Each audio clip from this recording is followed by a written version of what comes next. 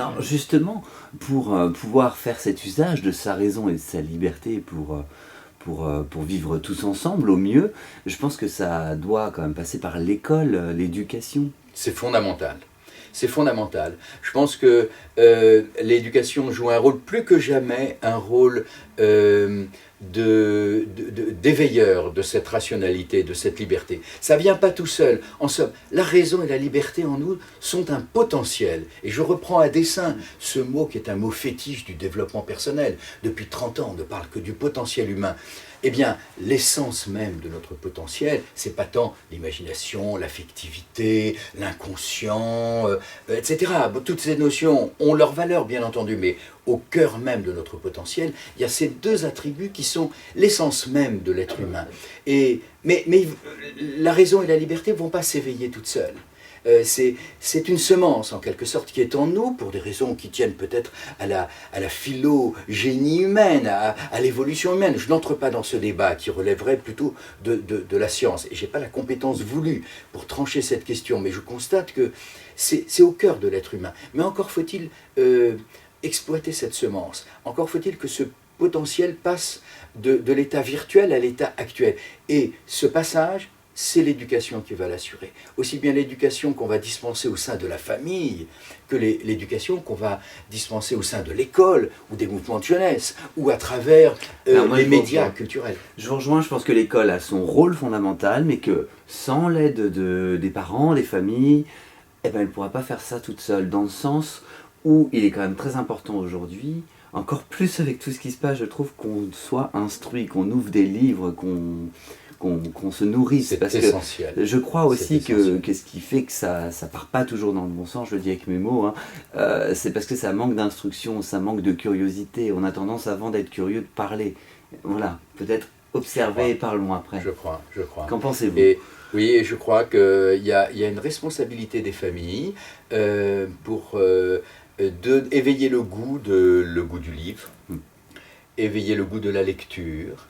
Il y a un moment magique au sein de la famille que beaucoup de familles pratiquent et il faudrait encourager toutes les familles à le faire. C'est le moment où l'enfant va, entre 5 ans et 11 ans peut-être, va dormir. C'est un moment privilégié de calme, de retour au calme, j'ai envie de dire, après peut-être l'agitation de la journée, de la fin de la journée. C'est le moment où la mère, le père, peuvent accompagner l'enfant dans une lecture, leur lire, leur montrer des livres. Et Dieu sait si, sur le plan éditorial, nous sommes gâtés.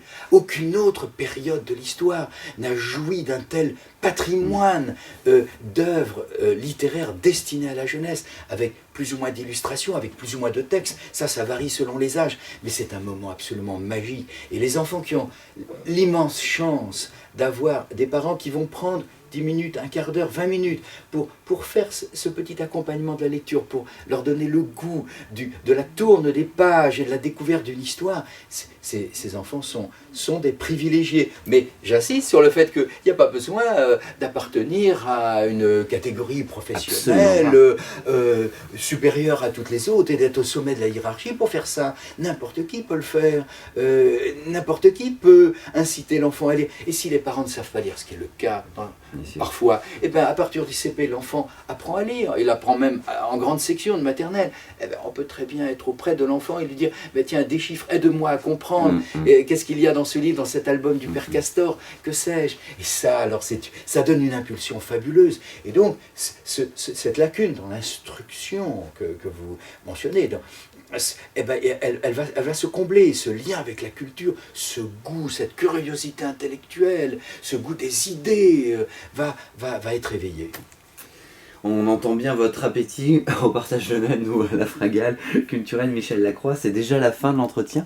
Je voudrais terminer par une question par rapport à ma philosophie de l'homme. Si vous écrivez ce livre aujourd'hui, c'est parce que vous êtes plus un idéaliste ou quelqu'un de très inquiet ? Les deux. De toute évidence. Et c'est vrai que je nourris un certain idéal humain auquel je suis très attaché, que j'ai essayé de modestement, de façon très partielle et incomplète de vivre, de faire vivre autour de moi à travers mon activité d'enseignant, à travers mon activité de père. J'ai toujours été très attaché à la transmission, mon activité maintenant de grand-père. Et en même temps, je suis très inquiet parce que je vois le monde s'orienter dans une direction que je réprouve. Quand je vois la vague montante de l'obscurantisme, quand je vois se développer le fanatisme, je me dis qu'il faut un barrage face à ça. Alors, moi j'ai des moyens très limités, je suis juste un philosophe, je suis juste capable d'écrire au fond ce que je pense et de consigner sur le papier mes convictions. Mais quelque chose me dit qu'il y a un pouvoir des idées et que face à la barbarie, les idées peuvent faire quelque chose. Elles peuvent constituer un barrage, elles peuvent contenir, endiguer cette vague montante de l'obscurantisme. Michel Lacroix, on terminera sur ces phrases. Un grand merci à vous. Je rappelle le titre de votre livre, Ma philosophie de l'homme, aux éditions Robert Laffont. Ce qui est intéressant dans votre ouvrage, c'est que c'est court et pourtant il y a de nombreuses valeurs qui, je pense, peuvent faire du bien à notre monde. Donc j'invite les internautes à les lire. Un grand merci à vous. Merci à vous.